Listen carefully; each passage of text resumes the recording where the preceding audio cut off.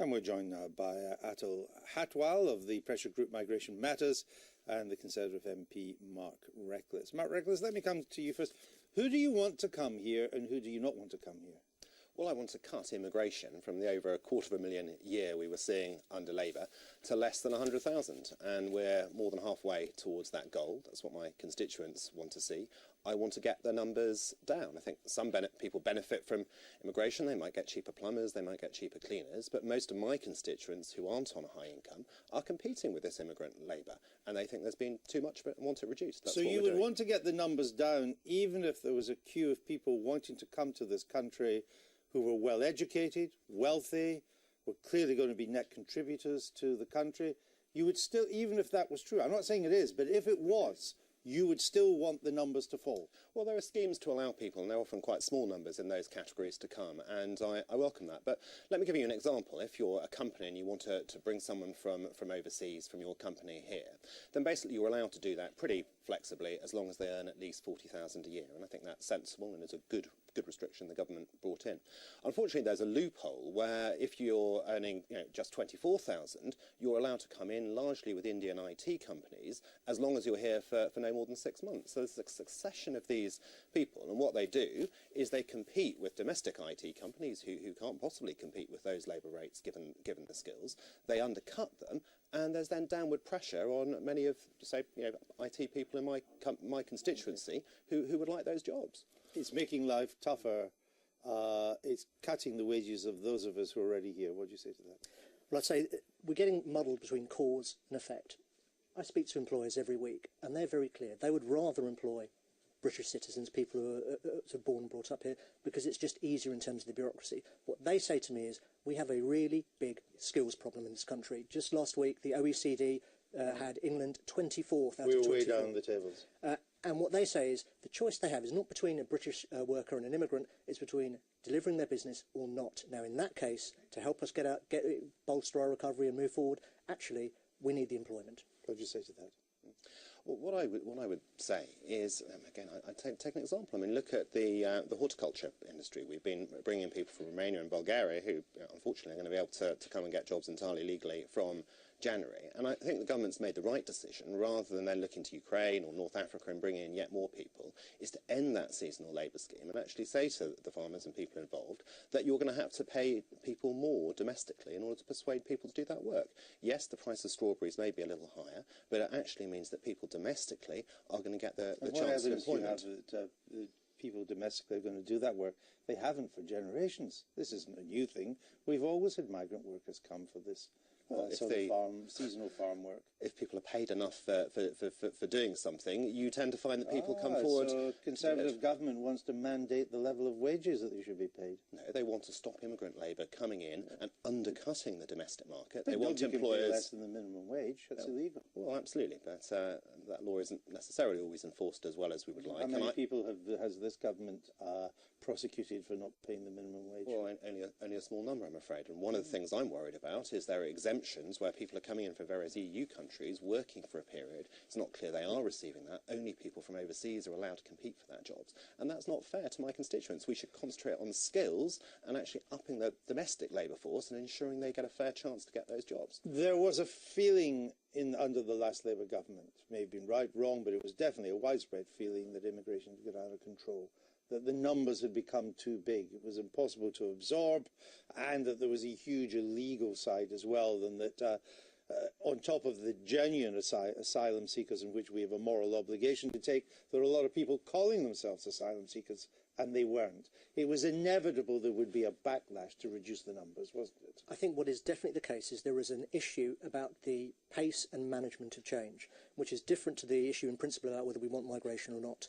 Now, too many, the distribution of migrants in in small communities, the pressure on local public services, that's a real issue.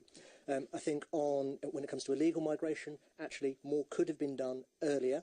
And I think one of the things that is broadly welcome and that the public welcome actually is action to tackle illegal immigration, which helps detoxify the debate around legal migration. But it is important to say that of the legal migrants who came under Labour's term from the accession countries, they have contributed more in taxes than they have used in public services. They have helped us drive forward growth, and our debt today would be a lot worse if they hadn't come. Isn't that true? I don't really think it is. I mean, to the extent that the people are coming in are sort of young and at least initially didn't have many children, I think that's changing. There are many more pressures on schools from that group of people they were. As immigrants age, then the costs of that get greater. But what they have done is they've, I believe, held down wages of my constituents who would otherwise have had an opportunity to take some of those jobs. I understand that. I mean, that sounds, you know, someone with an economic background, that does sound logical. If you increase the supply of something, then the price will fall. I understand. The problem is that when you look for the hard economic analysis on this to get the evidence, it's quite hard to find the evidence that that has actually happened. Mm-hmm. I mean, a lot of things are going on at I mean, once. do you have studies that can show this? Well, I think what is I can't find them. I think since 2005, it is clear that we've seen a greater divergence in income, and it's at the lower end, the less skilled end, and particularly the end competing most with this 2 million, more than 2 million people coming in under Labour. That's where the wages have been held down, and I think immigration is certainly a factor in that. And my constituents would like to see less immigration, one, so there's less pressure on public services, but also so they have the opportunity to get jobs and to earn more. But here's the rub. There are over 1 million people excluded from this country, but they're in this country, and they're what some people refer to as an underclass, and they lack the skills and the educations to participate.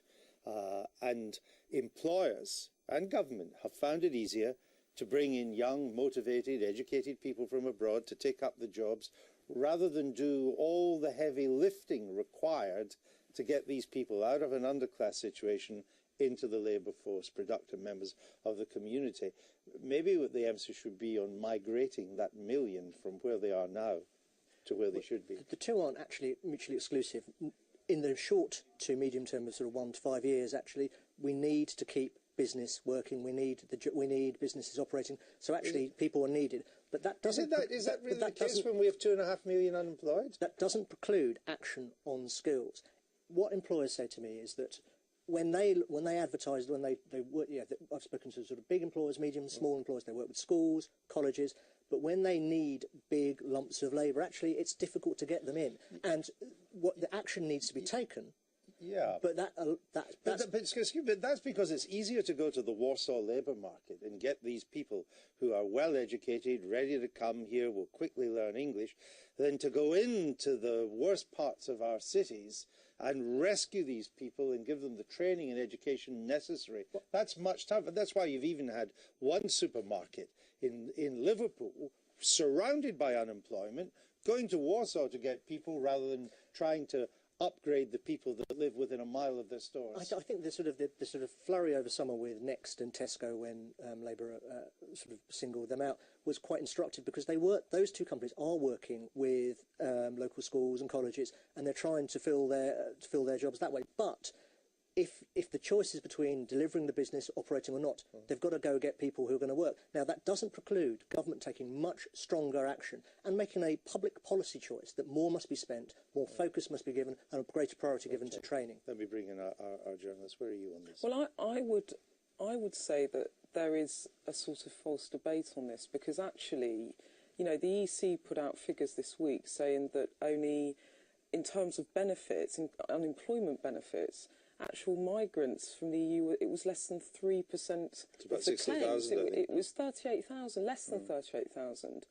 And I think what's happened in the kind of in the public space is that we're having this debate that demonises migrants instead of actually trying to have a debate about what are the benefits and what are the cons. And I think we just need to strip away the politics a bit and actually talk about the economics of it. Because, you know, Mark, you're talking about this idea that you stop migration and you stop seasonal labour. But then if everyone puts up the price of carrots, strawberries, potatoes, then you're going to have a government that, in a cost of living crisis, you're pushing, you know, consumers' bills up when they go to the supermarket. So these are not consequences, but my constituents want to see immigration reduced. And if that means that you pay a few more pence for your strawberries, but my constituents get better chance to access jobs, I think that is positive. And it's not the unemployment benefit, but it's often the in-work benefits. And we give quite, as far as Romania or Poland is concerned, quite generous in-work benefits, particularly to families with children.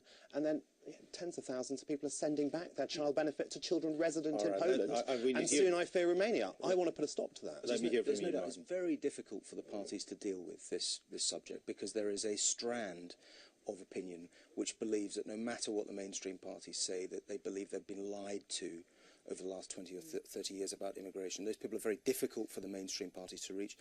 UKIP are reaching them. I'll be fascinated to see which of the mainstream parties is first to reach out to immigrants. I mean, we're talking about future immigration here, but actually we've gone through an enormous process of demographic and social change. And if you ask senior politicians in either of the main parties how much time they spend studying who the immigrants are, who've come here and have been here and are staying here and are making a contribution, what do they want, what are their instincts, and they might actually, a large number of them might actually have conservative instincts. They work hard. Right.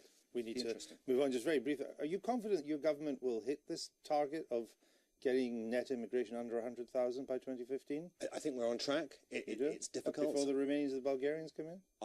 I'm worried about Romania and Bulgaria. I went out to that. I'm worried there are going to be numbers coming that. I think we want to discourage as much of that as we can. And we by telling us how horrible we're.